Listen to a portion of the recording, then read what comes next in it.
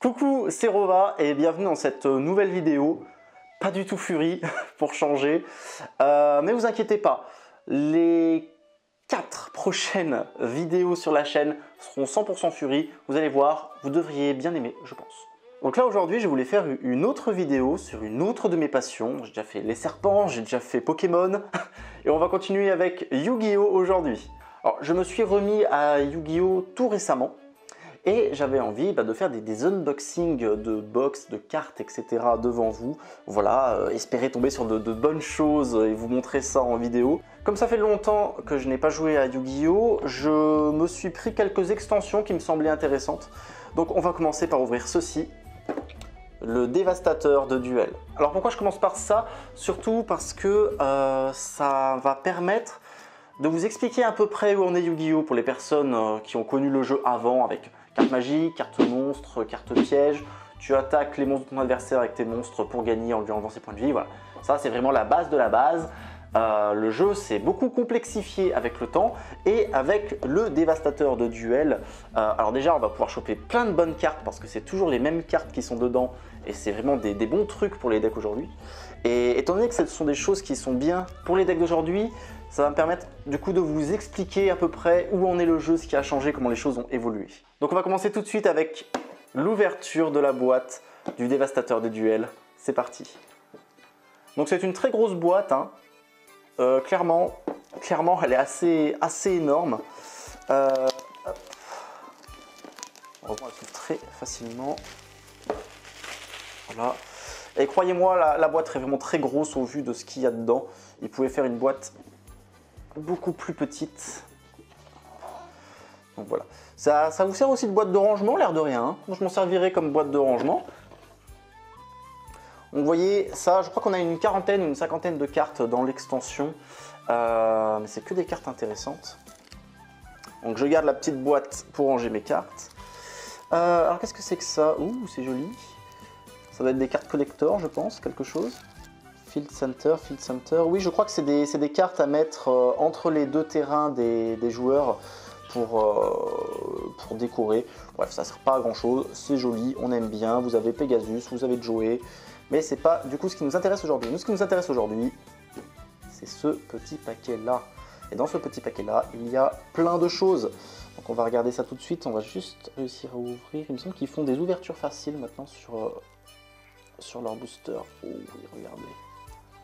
Une belle ouverture facile. Ah, on aime les ouvertures faciles. Voilà. C'est parti. Et on va commencer avec quelque chose qui est extrêmement important aujourd'hui dans les decks Yu-Gi-Oh! Ce sont ce qu'on appelle les end traps, les pièges de main. Ce sont à chaque fois voilà, ces petites cartes-là avec des petites jeunes filles qui vous servent à annuler des effets des monstres, de cartes magie, etc. de votre adversaire durant son tour en l'utilisant directement depuis votre main. Vous voyez par exemple là nous avons Ogre Fantôme et Lapin des Neiges qui dit lorsqu'un monstre sur le terrain active son effet ou lorsqu'une magie ou piège face recto sur le terrain active son effet, vous pouvez envoyer cette carte depuis votre main au cimetière, détruisez la carte sur le terrain. Alors apparemment ça n'annule pas mais ça détruit du coup le monstre. La plus connue de toutes ces end traps, donc là on a 6, je pense qu'on doit presque quasiment toutes les avoir. La plus connue c'est celle-ci, Floraison de cendres et Joyeux Printemps. Donc on peut la défausser pour annuler l'effet qui cite, donc soit ajouter une carte du deck à la main, soit invoquer spécialement depuis le deck, ou envoyer une carte du deck au cimetière. Aujourd'hui il y a beaucoup de decks qui fonctionnent avec l'un de ces trois éléments là pour commencer leur combo, etc. Et du coup ça vous permet de couper un petit peu l'élan à votre adversaire, d'éviter qu'il commence son combo et du coup de pouvoir ensuite faire votre tour dans des meilleures conditions. Voilà. Donc des end traps, des effets de monstres qui annulent les effets de cartes de votre adversaire durant son tour. Et c'est extrêmement joué aujourd'hui, surtout celle-ci est vraiment très forte dans beaucoup de decks. Donc celle-ci ça permet juste de détruire la carte. Ensuite, nous avons Faucheur Fantôme et Cerise Blanche. Alors, je découvre un peu les cartes. Comme je l'ai dit, ça fait longtemps que je n'y ai pas joué. Je m'y remets en prenant des trucs qui m'intéressent. Donc, Faucheur Fantôme et Cerise Blanche. Si votre adversaire contrôle plus de monstres que vous pouvez défausser cette carte, révéler une carte dans votre extra deck, puis regardez l'extra deck de votre adversaire. bannissez toutes les cartes dans son extra deck du même nom que la carte révélée. Donc ça vous permet littéralement quasiment tour 1, hein, et bien de savoir ce que joue votre adversaire en regardant son extra deck, ce qui peut être extrêmement intéressant. Ensuite, Beauté Fantôme et Manoir Hanté, je crois que celle-ci aussi est très forte. Ensuite, Fille Fantôme et Cornouiller Effrayant. Durant chaque tour, vous pouvez défausser cette carte et ce tour appliquer cet effet. Chaque fois que votre adversaire invoque spécialement un monstre à effet durant la même phase de Battle Phase, vous gagnez des life points égaux à l'attaque du monstre. Si vous ne gagnez pas de life points par cet effet, vos life points sont divisés par 2 durant la end phase. Aujourd'hui, tout le monde invoque spécialement des monstres, donc ça peut vous permettre de gagner une énorme quantité de points de vie. Donc à voir dans quel deck ça peut être joué. Mais c'est plus intéressant d'annuler les effets des monstres adverses que de gagner des points de vie. Hein, parce que les points de vie aujourd'hui, ça s'envole vite les points de vie aujourd'hui. Ensuite, nous passons aux monstres synchro. Donc les monstres synchro, bon, c'est assez ancien, donc je pense que beaucoup de joueurs, même anciens du Yu-Gi-Oh! Connaissent. Ils s'invoquent avec un synthoniseur et un ou plusieurs monstres synthoniseurs en général. Bon là c'est juste un monstre, donc on peut vraiment utiliser que 2 cartes pour l'invoquer.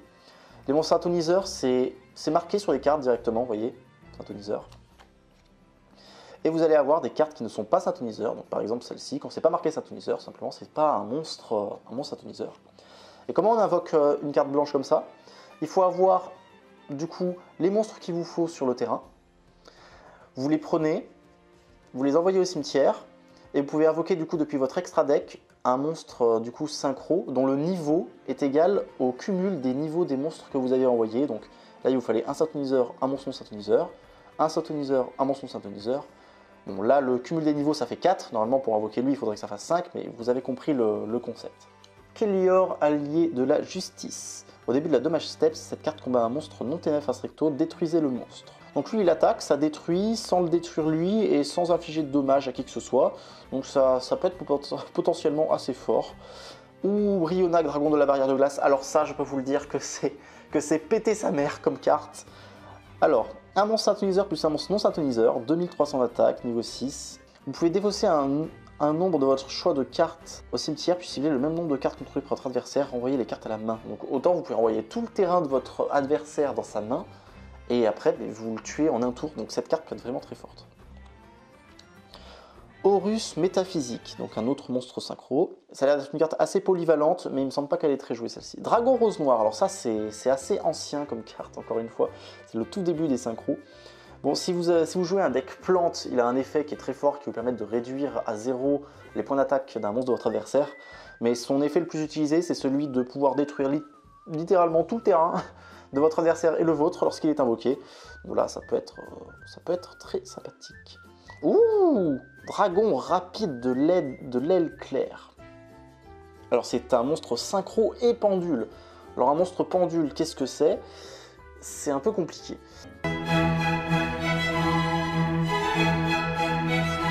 Effet rapide, vous pouvez cibler un monstre Astretto contrôlé par votre adversaire qui a été invoqué spécialement depuis l'extra deck. Jusqu'à la fin de ce tour, son attaque devient 0 et annuler les effets de ce monstre.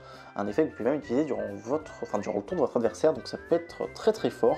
Encore une fois, annuler les effets des monstres de votre adversaire, c'est vraiment très bien. Alors, Dragon Étincelle Poussière d'étoile, une fois par tour, effet rapide. Donc effet rapide, ça signifie que vous pouvez également utiliser ça durant le tour de votre adversaire ou durant votre battle phase. Vous pouvez cibler une carte face recto que vous contrôlez, une fois par tour. Elle n'est pas détruite ni au combat, ni par des effets de carte. Donc, ça peut être très utile aussi. Luminatrice Dragon Rouge Archidémon, qui est un des decks que j'adore utiliser en ce moment. Il est extrêmement fort. Hein. Une fois par tour, il permet de détruire tous les monstres invoqués spécialement sur le terrain qui ont une attaque égale ou inférieure à la sienne et infliger 500 points de dégâts à votre adversaire pour chaque monstre détruit. Donc ça peut littéralement détruire tout un terrain, infliger 3000 points de dégâts à votre adversaire juste par un effet. C'est extrêmement puissant et j'adore cet archétype. Trishula, Dragon de la Barrière de Glace. Alors là, on ne rigole plus, c'est un monstre qui est pété. Il est niveau 1, 2, 3, 4, 5, 6, 7, 8. Il est niveau 9. Oui, il est niveau 9, c'est très rare, un synchro niveau 9. Donc un synthoniseur plus 2 monstres non synthoniseurs, donc ça demande quand même pas mal de monstres, mais il a un effet très pété. Quand il est invoqué, on peut bannir une carte sur le terrain, une carte dans la main et une carte du cimetière de votre adversaire. La carte choisie dans la main est choisie au hasard. Donc, ça vide le terrain et la main de votre adversaire. C'est vraiment, vraiment très très fort cette carte-là. Elle coûtait très cher fut un temps. Aujourd'hui, beaucoup moins, étant donné qu'on peut l'avoir facilement dans ce pack. Je suis très heureux aujourd'hui de pouvoir l'avoir et je la jouerai très certainement dans l'un de mes decks. Le Dragon Mecha Vermilion. Donc lui, il demande 2 monstres. Une fois par tour, vous pouvez bannir un synchroniseur depuis votre main, cimetière ou terrain. Puis cibler une carte sur le terrain et la détruire. Cette carte invoquée par synchronisation est détruite par un effet de carte et envoyée au cimetière. Vous pouvez cibler un de vos synchroniseurs bannis et ajoutez-le à votre main. C'est une fois par tour. Donc une fois par tour, littéralement, vous pouvez détruire une carte de votre adversaire. Donc c'est quand même plutôt pété. Donc à voir si je peux l'utiliser. C'est pas impossible, mais en tout cas, à nouveau, une carte très intéressante. Et maintenant, nous passons à un autre type de carte un peu plus récent, les cartes Xyz, ou XYZ, enfin Xyz, il me semble qu'on dit. Donc comment s'invoquent ces monstres-là? Bon, à nouveau, c'est des cartes qui viennent de l'extra deck.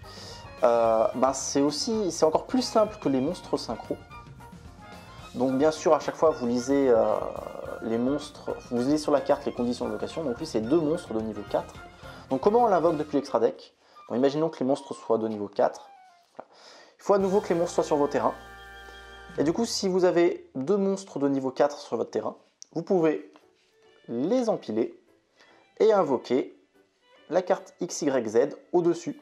Et les cartes du coup qui ont servi à son invocation, en général, ce sont des sortes de cartouches pour activer ces effets. Donc on va lire ça. Résident des Abysses. Donc Résident des Abysses, tant que cette carte a un matériel attaché qui était haut à l'origine, tous les monstres hauts que vous contrôlez gagnent 500 points d'attaque. Donc ça c'est bien si vous jouez un deck haut, mais c'est pas l'effet le plus intéressant. Une fois par tour, effet rapide, donc à nouveau activable un peu n'importe quand. Vous pouvez détacher un matériel de cette carte, ce tour votre adversaire ne peut pas activer d'effet de carte de son cimetière. Donc ça peut être extrêmement fort, et encore une fois, beaucoup de cartes qui fonctionnent depuis le cimetière aujourd'hui. Très sincèrement, tout ce qu'il y a dans cette boîte, le dévastateur de duel, ce sont que des cartes qui sont utilisables et qui sont vraiment très très fortes dans le méta actuel. C'est vraiment bien de commencer par ça. Numéro 101, Honneur Silencieux Arche, donc niveau 4, 2 monstres de niveau 4, enfin rang 4, excusez-moi. Donc lui je l'avais déjà, je connais bien son effet. Donc, vous pouvez enlever les deux cartes en dessous de lui, prendre un monstre de votre adversaire et le mettre en dessous de cette carte. Donc ça vous permet au final de bannir en quelque sorte un monstre de votre adversaire et de l'avoir en dessous de votre monstre. Et lui, vous pouvez enlever du coup la carte qui se trouve en dessous de lui pour éviter qu'il soit détruit par un effet ou au combat.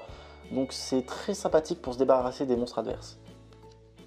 Castel le mousquetaire chassiel, donc lui aussi également je le possède, à nouveau un niveau 4, etc. Le dragon de la tornade, effet rapide une fois par tour, détachez un matériel de cette carte, s'il y a une carte magie piège sur le terrain, détruisez-les. Oui, c'est un typhon d'espace mystique en quelque sorte, hein, mais en monstre, donc pourquoi pas. Nous passons ensuite aux monstres liens. Alors les monstres liens, ce sont les monstres les plus récents qui ont été créés. Donc encore une fois, ce sont des choses qui se trouvent dans notre extra deck. Les monstres liens, donc à nouveau vous lisez les conditions d'invocation, 2 monstres à effet. Donc comment ça se passe? Hop, vous avez 2 monstres sur votre terrain. Donc à chaque fois ça se passe sur le terrain. Et il faut tout simplement les envoyer au cimetière et l'invoquer. Alors, je vous laisserai après regarder aussi à quoi ressemblent les nouveaux terrains pour ceux qui n'ont pas vu un terrain de Yu-Gi-Oh depuis longtemps. Mais elles s'invoquent dans des zones particulières. Et si jamais vous voulez invoquer d'autres monstres XYZ, d'autres monstres liens, vous ne pouvez les invoquer que dans une case monstre qui est ciblée par l'une des flèches sur votre monstre. Une fois par tour, vous pouvez cibler un monstre face recto pointé par cette carte et un monstre face recto contrôlé par votre adversaire. La cible de l'adversaire perd une attaque égale à l'attaque du monstre que vous avez ciblé. D'accord, donc vous choisissez un de vos monstres à vous, un monstre de votre adversaire, et le monstre de l'adversaire perd une attaque équivalente à l'attaque du monstre que vous aviez. Donc c'est pas si mal. C'est pas si mal, pourquoi pas. Alors lui, je l'avais déjà, donc il a juste besoin de 2 monstres. Et ce qui est très intéressant, c'est qu'il vous débloque, il débloque pas mal de zones pour invoquer d'autres monstres liens. Donc ça peut être aussi intéressant. Sabre Gaïa, l'ombre de l'éclair. Donc lui, il demande minimum 2 monstres. mais c'est une Link que 3. Alors qu'est-ce que ça veut dire? Comme vous pouvez voir, tous les monstres liens ont un rang Link en quelque sorte, donc lui c'est une Link 2. Et vous pouvez tout à fait vous servir également de ces monstres-là pour faire l'invocation lien d'autres monstres. Ce qui est bien, c'est que du coup ce monstre-là, il ne vaut pas à un seul monstre, il en vaut 2. En fait, il vaut autant de monstres que sa classification Link en bas. Ça veut dire que pour invoquer celui-ci, donc une Link 3, vous pouvez par exemple utiliser celui-ci qui est une Link 2, plus un monstre. Donc ça fait 2 plus 1, Link 3. C'est une autre manière d'invoquer les monstres Link.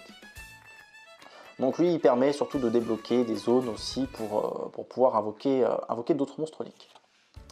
Décodeur bavard, donc qui est l'un des monstres Link les plus connus, je pense. Alors, décodeur bavard, qu'est-ce qu'il fait?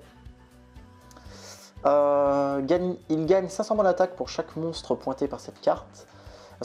Lorsque votre adversaire active une carte ou un effet qui cible une ou plusieurs cartes que vous contrôlez, effet rapide, vous pouvez sacrifier un monstre pointé par cette carte, annuler l'activation et détruisez la carte. Donc ça peut également être assez bien pour pouvoir annuler les effets de carte de votre adversaire. Donc ça c'est ce qu'on appelle une carte negate qui vous empêche de jouer.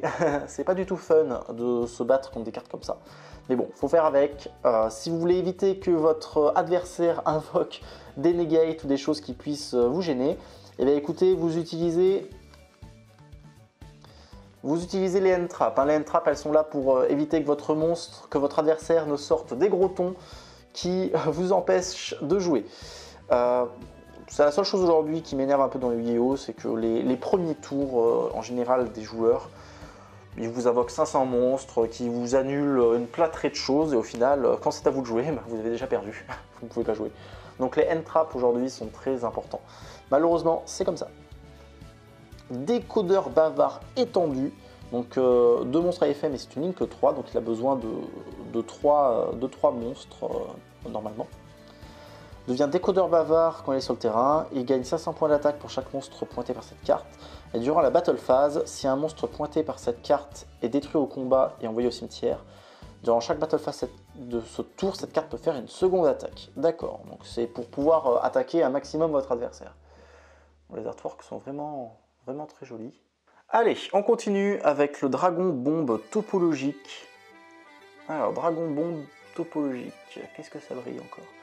Alors, si un autre monstre est invoqué spécialement dans une zone pointée par un monstre lien, tant que ce monstre est sur le terrain, détruisez tous les monstres dans les zones monstres main, et aussi, vos autres monstres ne peuvent pas attaquer le reste de ce tour. Après le calcul des dommages, si cette carte attaquait un monstre de votre adversaire, infligez des dommages égaux à l'attaque du monstre d'origine. Oh mon dieu, mais c'est pété. Bon, c'est un Link 4, hein, donc il faut quand même pas mal de ressources pour l'invoquer, mais il a des effets assez incroyables, hein, celui-ci. Alors celui-ci également, je le possède déjà. Donc c'est un Link 4 à nouveau, donc forcément plus le rang Link est élevé, plus la carte est forte en général. Il faut au moins 2 monstres. Il a des effets qui varient en fonction du nombre de monstres que vous avez utilisés. Donc si vous en avez utilisé que 2, tous les monstres pointés par cette carte gagnent 300 points d'attaque et de défense. Si vous en avez utilisé 3, dans ce cas-là, vous pouvez invoquer spécialement un monstre depuis votre main. Et si vous avez utilisé 4 monstres du coup pour l'invoquer, on pioche 4 cartes et on en place 3 de notre main au-dessus de notre deck dans l'ordre de notre choix. Donc le dernier effet est vraiment super fort. Le corbeau DD, effet rapide, donc un peu comme les end traps, vous pouvez l'activer aussi durant le tour de votre adversaire. Défaussez cette carte au cimetière, ciblez une carte dans le cimetière de votre adversaire et bannissez la cible. Ça peut être aussi très fort. Illusionniste d'effet, vous le sacrifiez de votre main au cimetière pour annuler l'effet d'un monstre de votre adversaire face recto. C'est une vieille carte, elle est très connue, mais elle est toujours aussi forte, donc on aime bien. Porte bloqueur, annuler les effets des magies de terrain de votre adversaire. Ah, ça peut être très fort contre certains decks. Votre adversaire ne peut pas placer de compteur sur les cartes sur le terrain. Votre adversaire ne peut pas cibler d'autres monstres que vous contrôlez avec des effets de cartes. Oui, c'est vraiment là pour faire chier votre adversaire. Ça peut contrôler aussi pas mal de decks. Je pense qu'il y a beaucoup de decks aujourd'hui qui fonctionnent avec les cartes magies de terrain. Donc pourquoi pas. Je pense pas que ça se joue en deck principal, mais peut-être en side deck. Voilà, qui sont des cartes que vous pouvez échanger avec votre deck principal entre 2 duels. qui vous permet de vous adapter à votre adversaire. Donc pourquoi pas, c'est fort sympathique. Denko Seika, niveau 4, non invocable spécialement. Oui, bon, niveau 4, vous pouvez l'invoquer comme ça, donc ça va. Tant que vous ne contrôlez aucune carte magie piège posée, aucun joueur ne peut poser de magie piège ni activer de carte magie piège posée sur le terrain. Eh ben dis donc. Eh ben dis donc, ça annule toutes les cartes magie et pièges, donc c'est pas mal. Ça vous annule toutes les cartes magie pièges, c'est totalement pété. Totalement pété, il n'y a que des cartes pétées ici. Alors, Border Inspector, alors, ça va être une carte beaucoup plus récente parce que je ne la connais absolument pas. C'est un peu compliqué. Il faudra que je la relise cette carte parce qu'elle est quand même extrêmement compliquée. Annihilateur de magie, les cartes magie et leur effet sur le terrain ne peuvent pas être activés, annuler tous les effets de magie sur le terrain. Voilà, ça annule les magies. Ça c'est facile, ça c'est fort. Lancea Artefact. Alors cette carte-là, j'en ai beaucoup entendu parler. Mais j'ai jamais bien lu la carte. Durant le tour de votre adversaire, effet rapide, bon c'est sûrement ça qui est le plus intéressant. Vous pouvez sacrifier cette carte depuis votre main au terrain face recto. Le reste de ce tour, aucun joueur ne peut bannir de carte. Je pense que c'est surtout le dernier effet qui est intéressant. Donc encore une fois, c'est une end trap aussi, hein, une end trap, donc une carte que vous utilisez depuis votre main pour gêner votre adversaire. Donc vous la sacrifiez et il ne peut plus bannir de carte. Donc ça peut éventuellement le couper dans son élan pour certains effets, donc ça peut être pas mal. Démon de la vanité niveau 6, donc a besoin d'un sacrifice. Aucun joueur ne peut invoquer spécialement de monstres. Oui, bah plus personne ne peut jouer. Hein. Tous les monstres aujourd'hui sont invoqués spécialement. Donc si vous réussissez à invoquer ça durant votre premier tour, je pense que ça bloque quand même pas mal de decks. C'est pas mal. On peut plus invoquer d'un... Oui, on peut plus rien faire. C'est parfait. Aucun joueur. Mais ça vous bloque aussi, hein, donc attention. Démon de la majesté. Aucun joueur ne peut activer d'effet de monstre. Très bien. Dino lutteur Pancraceratops. Et bien dis donc ça, je crois que c'est une carte qui est très récente. Si votre adversaire contrôle plus de monstres que vous pouvez invoquer spécialement cette carte depuis votre main. Donc ça, c'est pas un effet rapide, donc ça s'active que durant votre tour à vous. Vous ne pouvez invoquer spécialement machin qu'une fois par tour. Effet rapide, vous pouvez sacrifier un monstre dino lutteur, puis cibler une carte contrôlée par votre adversaire, détruisez-la. D'accord, donc vous pouvez l'invoquer spécialement durant votre tour depuis votre main, assez simplement. Et vous pouvez du coup la sacrifier soit elle, soit un dino lutteur, pour détruire une carte de votre adversaire, un peu n'importe quand, donc c'est pas mal. Ouh, gamme ciel, tortue, marine, kaiju. Donc ça je crois que tous les kaiju fonctionnent un peu de la même manière. Vous sacrifiez un monstre sur le terrain de votre adversaire et vous l'invoquez à la place du coup sur le terrain de votre adversaire. C'est ça. C'est pour se débarrasser d'un monstre de votre adversaire et lui donner lui à la place. Donc ça vous permet au final de vous débarrasser d'un monstre extrêmement gênant de votre adversaire et lui donner un truc qui est pas trop menaçant en échange. Donc pourquoi pas. Pourquoi pas, c'est également très intéressant. Contrôle mental, alors je crois qu'il est limité à 1. Alors il faut savoir que dans Yu-Gi-Oh! Vous avez des cartes qui sont bannies ou limitées, enfin qui sont bannies ou limitées à cause de leur puissance, hein, tout simplement. Donc cette carte, je crois qu'elle en fait partie, elle est limitée à 1 si je ne me trompe pas. Elle vous permet tout simplement de prendre le contrôle d'un monstre de votre adversaire. Alors vous ne pouvez pas le sacrifier ni déclarer d'attaque avec, mais vous pouvez l'utiliser pour des invocations synchro, des invocations liens, des invocations XYZ, enfin plein de choses sont faisables, donc c'est très très fort et utilisable dans quasiment n'importe quel deck aujourd'hui. Canon ondulatoire, alors ça c'était une carte aussi qui coûtait extrêmement cher il y a très longtemps et qui me faisait qui me faisait de l'œil. Je voulais me faire un deck autour. Mais bon, ça s'est finalement jamais fait. Là, je vous parle de choses qui se sont passées il y a au moins 8 ans. Donc, chaque tour, en fait, vous l'invoquez, c'est une carte magie continue, donc qui reste tout le temps sur le terrain. Durant votre... Donc, au début de chacun de vos tours, en fait, vous mettez un compteur sur cette carte. Et n'importe quand durant votre main phase, vous pouvez la sacrifier et vous infliger des dommages d'effet à votre adversaire qui sont égaux à 1000 fois le nombre de compteurs qu'il y avait sur cette carte. C'est extrêmement fort et du coup si vous en jouez 3 d'un coup, au bout de 3 tours vous pouvez gagner le duel, donc c'est vraiment très très fort.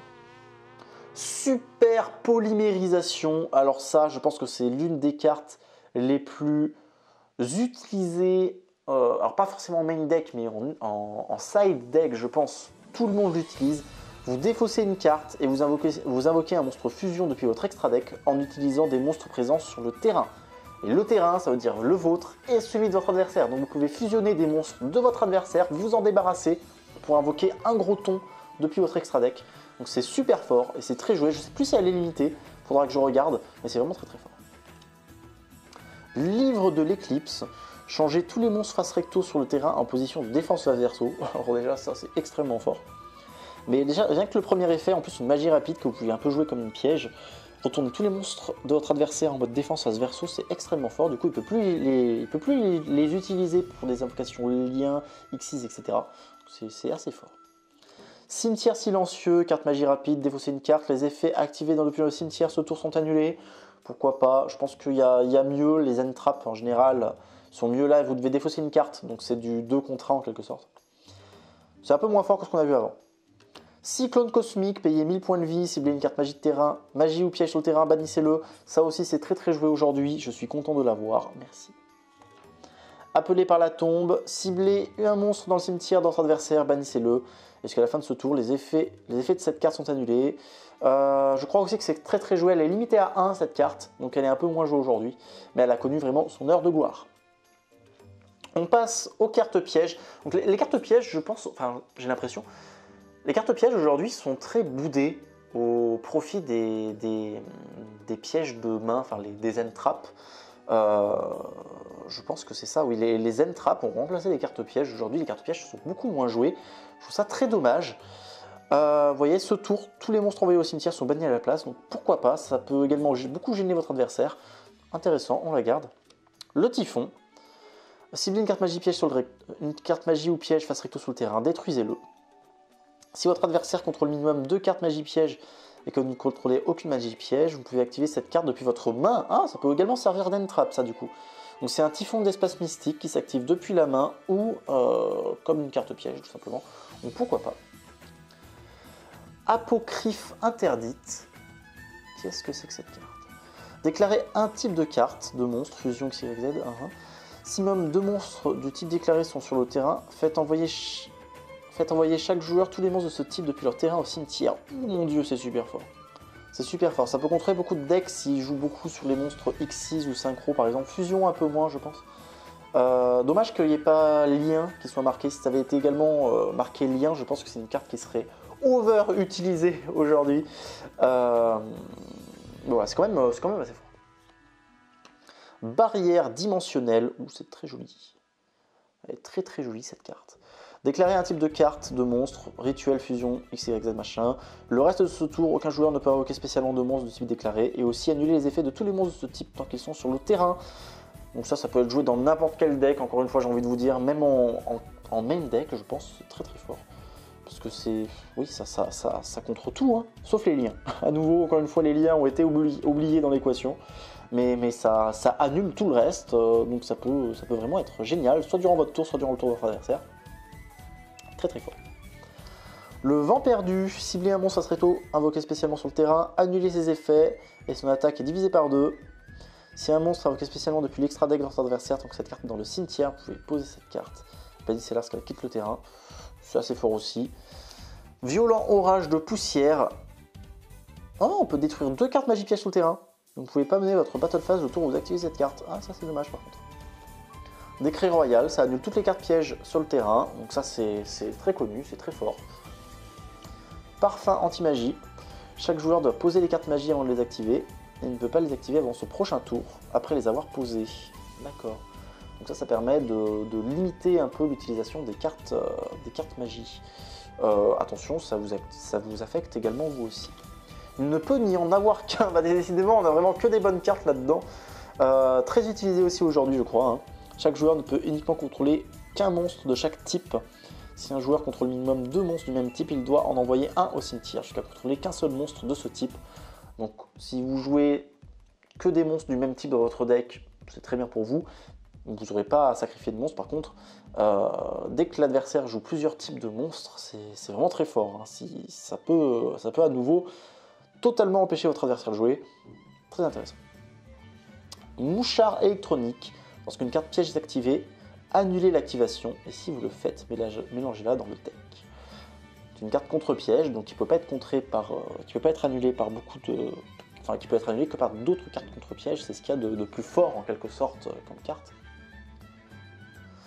Oui, bon, ça annule une piège, donc c'est très bien, on s'en débarrasse. Assaut solennel. Lorsqu'un ou plusieurs monstres sont invoqués spécialement ou qu'un effet de monstre est activé, payez 1500 points de vie, annulez l'activation ou l'invocation. Si vous le faites, détruisez la carte. Donc ça peut être joué dans n'importe quel deck, encore une fois c'est très très fort. Et la dernière carte du coup de ce pack, redémarrage rouge. Lorsque votre adversaire active une carte piège, annulez l'activation.